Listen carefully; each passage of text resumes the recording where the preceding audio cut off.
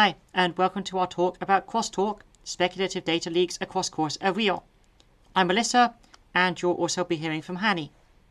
So, just to give you a quick overview of what we're going to be talking about, we're talking about poking at Intel CPUs, which is something that I and other people at VSEC have great fun doing, and playing with transient execution attacks. Also, we're going to be looking at what else is in our CPUs other than just CPU cores. We're going to introduce our tool called CrossTalk, and we're going to be using all of those things to break SGX yet again, only this time we're going to be doing it across cores.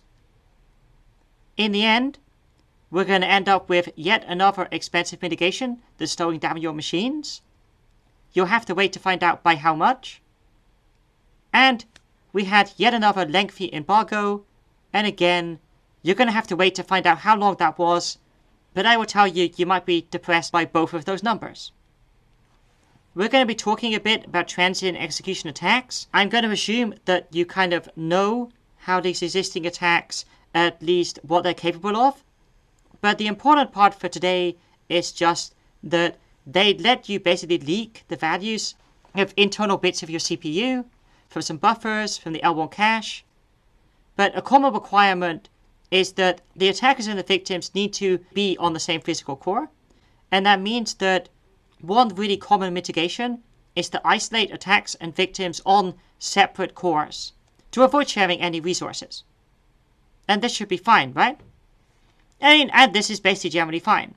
But it turns out we found a completely new use for transient execution attacks, which is that they let you leak the contents of internal CPU buffers. And this is super useful for reverse engineering. Another thing which is really neat when poking around at CPUs are performance counters. So Intel CPUs have all kinds of performance counters which are used for optimizations. You know, your code is running slowly, you're trying to work out what is it stalled on. So it gives you all kinds of little details, but it gives you a bunch of kind of really interesting details, such as the number of micro-ops executed, which ports they're executed on, which gives you a vague idea of which micro-ops they are. And it also gives you a lot of information about which memory interactions are involved. And by interactions, I mean there are loads and stores, but there are also a whole bunch of other things going on in your CPU. And the performance counters also break those down into off-core requests, which actually leave the current core. And we were kind of interested by this. So as we'll talk about later, we ran a whole bunch of instructions and peeked at the performance counters, and we found some really interesting instructions making these off-core memory requests. This is a list. We'll go through the list in a little bit of detail later, but a list which gives some examples of these. And all of them make these off-core requests. So you have off-core requests, you have off-core responses, but the important thing is all of these instructions in some way interact with something off the core. And that's kind of interesting. So what on earth is an off-core request? Why would you need to make this? So in some cases it's kind of clear. So CLFlush, it needs to flush the content of the cache from the other CPU cores as well, and from higher level parts of the cache. So that kind of makes sense. And when you're reading some MSRs, some model-specific registers, you also need to deal with some things which are CPU-wide. So you start thinking, okay, so there must actually be something outside the CPU core, something central, which is dealing with these whole machine MSRs. When you invoke CPU ID, sometimes for things like the brand string, it also makes off-core requests. And that kind of makes sense.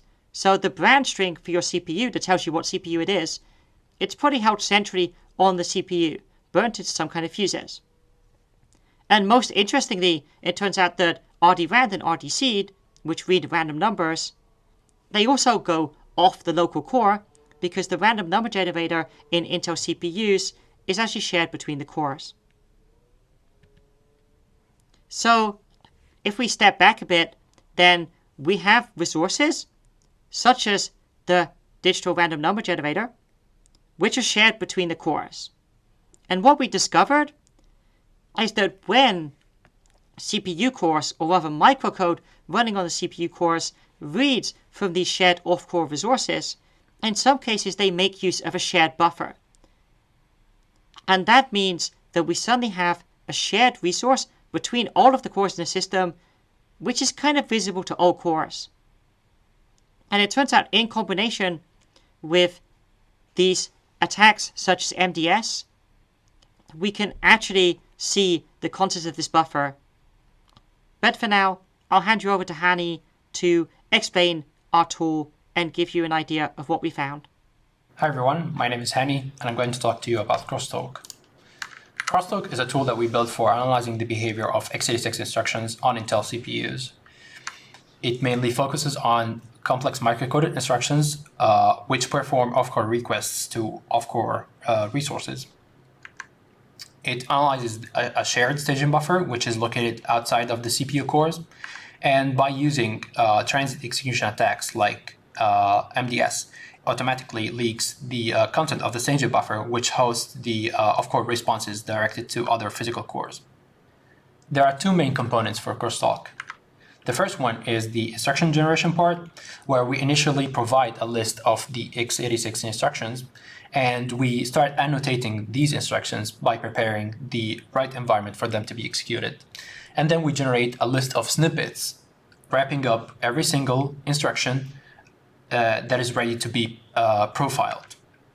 And here comes the second part of CrossTalk, the instruction profiling part, where we take every single instruction and we start analyzing its performance counters to figure out whether it's initiating off-core requests or not. And in case it does initiate off-core requests, we start analyzing the staging buffer interaction of that instruction.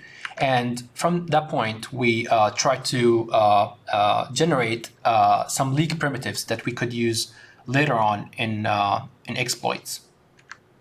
For now, we're going to focus more on the staging buffer analysis part. So let's assume that we have core 1 on which we run CrossTalk, and on this core we have a hyperthread running in a tight loop the CPID instruction. So the microcode of CPID will initiate an off-core request to the power control unit, which is located outside the CPU cores, and it's also responsible for providing the branch string. It provides the branch string at a specific offset of the staging buffer. Later, the microcode of CPID will copy the whole staging buffer to the local line fill buffer of core 1, and then the microcode again will take the right offsets of the line fill buffer and return them to the program. At this point, we have core 2 on which we run a target instruction that we would like to analyze its interaction with the staging buffer. So the microcode of RDRAND will initiate an off-core request to the digital random number generator located off-core and shared across all cores. And the DRNG will return a random number to a specific offset of the staging buffer. Later, the microcode of RDRAND will copy again the whole staging buffer to the local line fill buffer of core 2. And then the microcode of RDRAND again will take the right offsets of the LFB and return them to the program. So as we can see here, we have an identical copy of the staging buffer into the two local line fill buffers of core 1 and core 2. At this point, if we actually run Riddle on Hyperthread 2, we would be able to leak the whole line fill buffer, which is again an identical copy of the staging buffer shared across all cores. So we could leak the random number being returned to the program on a Hyperthread 3. But there are a couple of things that we have to take into account first. So first, different instructions write to different offsets in the staging buffer. Second, instructions operands affect the offsets to which an off-core response will be written to. So for example, here we can see that CPID, the instruction CPID with two different leaves, actually write to two different offsets of the staging buffer. Another property that we observed is that different instruction might write to overlapping offsets within the staging buffer. In this case, we have CPID with a specific leaf that is writing to some offsets that are basically overlapping with the offsets of RDRAND. And finally, how can we distinguish between random noise that we could find in the staging buffer and the off-core response we are interested in leaking across core? So in order to be able to leak the off-core response direct to the victim's core, we need first to bring the staging buffer to a known state. And we do so by executing a few instructions that write to different offsets of the staging buffer, and we try to make sure that these instructions actually cover the whole staging buffer, so we're not leaving any bytes out to be considered as noise. After that, we execute on the victim's core a target instruction that we would like to profile, and eventually the off-core response of this target instruction will overwrite some of the bytes that we initially primed with our known data. At step 3, we simply figure out the overwritten bytes, and this already tells us what are the offsets that the target instruction writes to within the staging buffer, and what is the actual content that this target instruction is asking for. In this way, we were able to figure out the different staging buffer offsets for many instructions, but also, and more importantly, the content that these instructions are actually asking for through their off-core requests. Of course, the interesting part, as I hope you've noticed, is the random number generation. And that gives us an avenue for exploitation. It's not quite as easy as we make it seem here, because the number of instructions you can actually run in a lot of environments is limited. If you're in bare metal, even for user space, you can run CPU ID and you're fine. Unfortunately, if you're running in a virtual machine, then CPU ID isn't available. RDMSR is only available to kernel space on bare metal. So it might be convenient. There's a whole bunch of MSRs which touch this stuff, which gives you a bit more flexibility. But the nice thing is that both RDRAND and RDSeed run everywhere, including virtual machines. And the reason this is important is because each instruction overwrites a chunk of the staging buffer. So if I go back here, for example, RDRAND overwrites part of the staging buffer. So if we run RDRAND on a core, then we actually overwrite the contents at this part of the staging buffer beforehand. So the data that's poured into the line fill buffer is the data that's most recently used. So if you run RDRAND on 2 cores, you don't ever get duplicates. It's all ordered. So it's important for exploitation that we have an instruction that is not overwriting the buffer at the same point as the instruction that we're trying to leak the result of, running on another core. But the good news is that RDRAND and RDSeed are 2 instructions, so that's kind of good enough.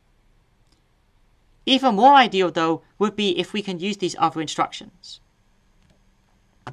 The good news is that we don't actually care about any of these limitations, because we have this great, perfect academic attack surface called Intel SGX.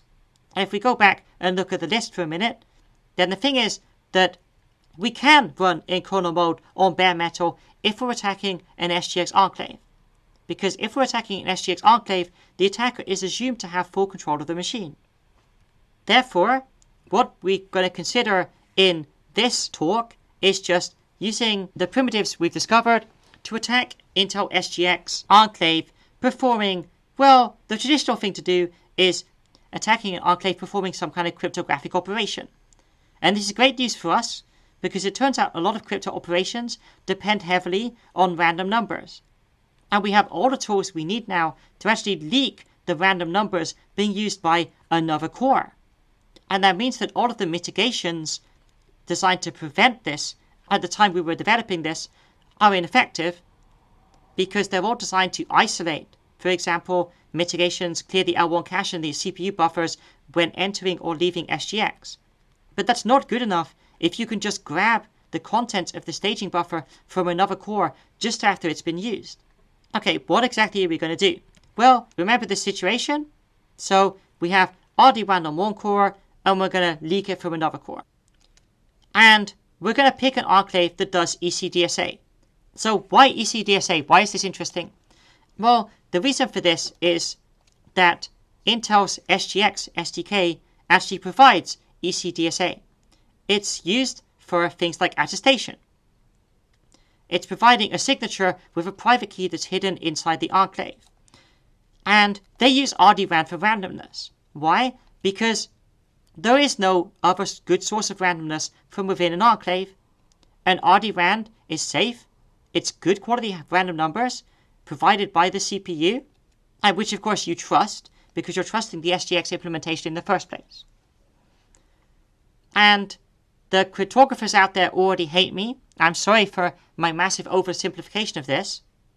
But basically, when an enclave performs a signature, then the attacker can generally observe the signed content, here the input, and the signature which results. And so what in this mathematical equation representing the signature process, and it actually pretty much does work like this, as I'll show in a moment. You need a hash of the input, which the attacker has, because it has whatever's been signed, maybe an attestation report. And we have R and S, which are the signature. What we don't have is P, which is the private key. And the whole idea of enclaves and stuff is to protect P. So we really want to know P. So how do we get P? Well, I've done basic mathematics, and I know how I can rewrite this equation, and I rewrite this equation like this. So I now have P equals something. And I have a whole bunch of stuff on the right-hand side here. I have S and R, which are part of the signature. I have Z, which is the hash of the input. So all I need is K. What is K? So K is this wonderful cryptographically secure random number, which comes from RDRAND, which we know, which is terrible news. And if you're thinking right now, wow, this is a massive oversimplification, not really. This right here is how we did real-world ECDSA key recovery to steal the private key from an SGX enclave using these standard SGX SDK functions to perform a single signature. So we only do a single signature. So if we go back, we just have one R, one S, and one value of Z, and we just want to know P. So it turns out what we do is we just dig through all of the entropy which we stole from the staging buffer using our attack. And it's not always guaranteed that we know the exact value of K. And there may be other cores using randomness in the meantime. So basically we build a pool called recovered entropy of all the different potential combinations of randomness to be K, the random number. Then we calculate the corresponding value of P. We try a signature. And if the signature we obtain is actually exactly the same as the one we wanted, then we print the key as this. And it really is this simple in practice. It's really just, okay, I left out the modulo n, but otherwise this is exactly how we did the attack. And now we'll just give you a quick demo of the actual attack in practice.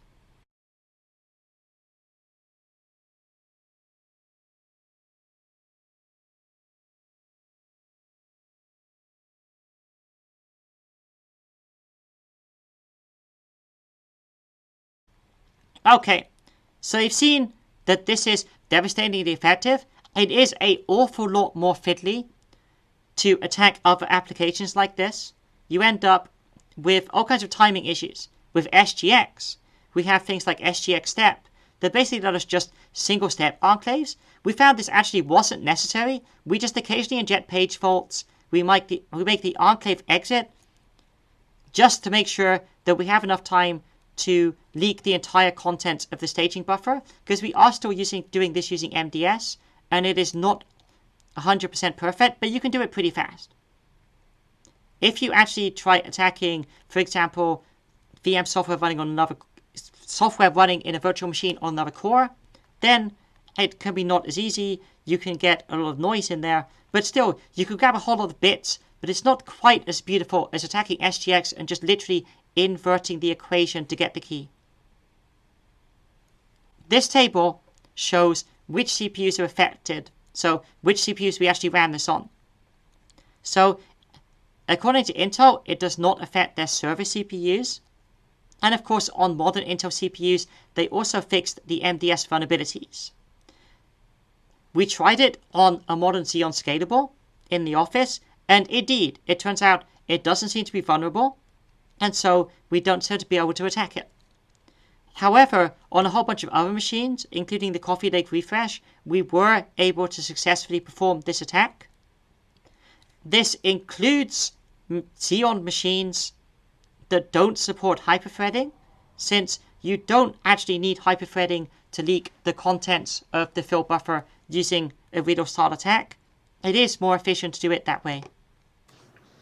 Okay, talking about mitigations, Intel mitigated this vulnerability through a microcode update. And what the mitigation does is locking the entire memory bus before updating the content of the staging buffer, and unlocks it only after clearing its content. Only Durand, RDSeed, and EGET-Key are implementing this mitigation, and this is due to the high performance penalty of locking the entire memory bus. So we ran some experiments to compare the performance of RDRAND and RDSeed before and after the microcode update containing the mitigation. And as we can see here, it takes those two instructions more than 10 times longer to execute after the microcode update. Also, it goes from 16 micro operations to more than 7,000 micro operations. And this is probably due to the basic weighting over the memory bus to get unlocked.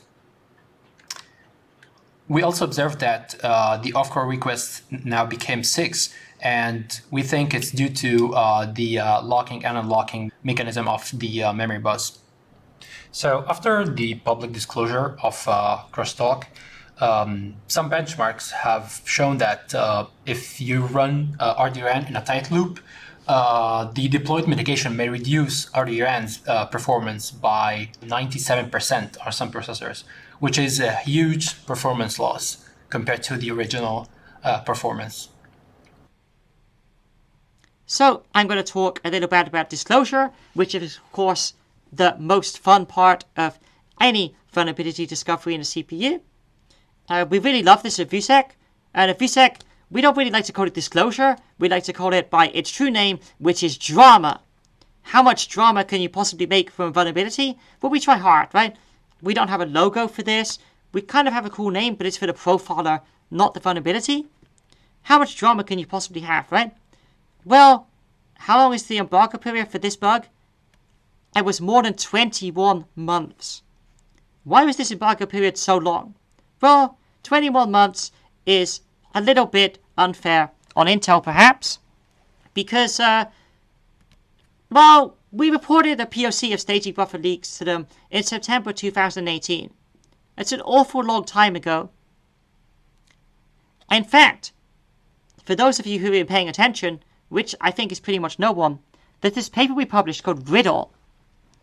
And if you scroll through this Riddle paper, there's lots of text, lots of pretty figures, all the way at the end, in the camera ready and the version on our website, you find this this figure 10. And if you look closely at figure 10, you have this little list. A screenshot of our benchmarking tool, which we actually never released. And you can see here, you have same thread, you have cross thread, and you have CPU ID leak. As far as I can tell, no one has ever been curious about this figure. So, you know, we went through a bit of a disclosure fun with Intel, as you can read about on our website. And eventually Intel came back and said, well, you know, this CPU ID leak thing, it seems kind of harmless. You can disclose it. And a few seconds later, we respond with, yeah, did you know you could leak our DRAND results with this? And so in July 2019, we actually got around to disclosing the cross-core RDRAND and RDSeed leakage. So maybe you only want to start counting from there. But, you know, from our point of view, the initial POC was September 2018. Intel requested embargo until May 2020, which is fair enough. The mitigation was probably a huge pain to implement. And they gave it a fancy acronym and called it Special Register Buffer Data Sampling. We got the acronym, which I'm very happy about. We got a CVE, which I guess industry partners are very happy about.